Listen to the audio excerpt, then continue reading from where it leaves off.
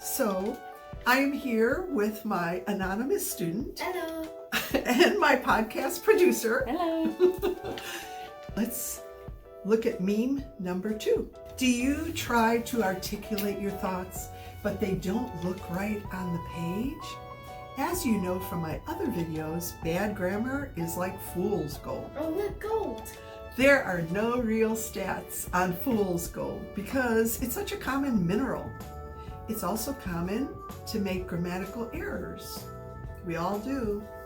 The trick is to correct them, hopefully before your final draft or before you turn in your test. Throw away that fake stuff. If you find out later after you turn in your essay or finish your major tests that there are errors, come here to find explanations. Here's where I uncover grammar issues tip by tip, extracting real gold bit by bit. Once you find the golden grammar, it's yours to use over and over again. And over and over again. Before we get into simple tips though, please like, share, or comment for more videos like this one. Okay, let's check out meme 2. Starting with spelling. Isle, I-S-L-E, is a small island, but there's no island on an airplane. So an aisle on the airplane is spelled with a silent A because the nurse is walking down the path between the passenger seats. At the end of the short, you'll see a word course, as in crash course, spelled with a U instead of an A because they are taking a quick lesson on proper etiquette. Crash with course spelled with an A means the pilot hit a rough patch on the runway and they're likely crashing. Oh, yeah. Since coarse means rough. C-O-A-R-S-E means rough. That is not what we want to happen. Okay, next, let's look at punctuation. Use a comma to offset a non-essential clause. Non-essential clauses are not necessary in a sentence. So if you skip over them, the meaning of the sentence remains the same.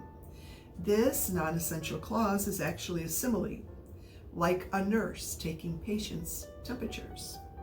Skipping over the non-essential simile, the stewardess went down the aisle to make sure the passengers were properly strapped in and ready for takeoff down the runway, does not lose its meaning without the simile. Okay, another punctuation tip. Since the temperatures belong to the patients, then an apostrophe is used to show possession. Taking patients' temperatures, patients is plural, so the apostrophe is placed after the S. If it was just one patient, the apostrophe for possession would come before the S. Otherwise, without an apostrophe, there would just be many patients and many temperatures that didn't belong to anyone. Oh, no. We know that's impossible. So in general, I'd like to say that this whole meme is just one complete sentence. There's no period after temperatures. You've probably seen whole paragraphs as one complete sentence. It can happen. There are many different types of long sentences: compound, complex, compound, complex.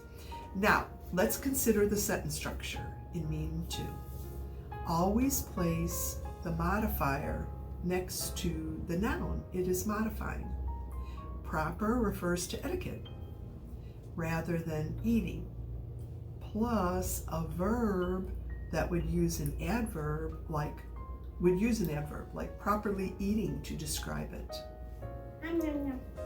So if you want more tips like these, just take a look at my channel to learn how to get rid of all that common fool's gold, because you are much more than common. Ooh la la.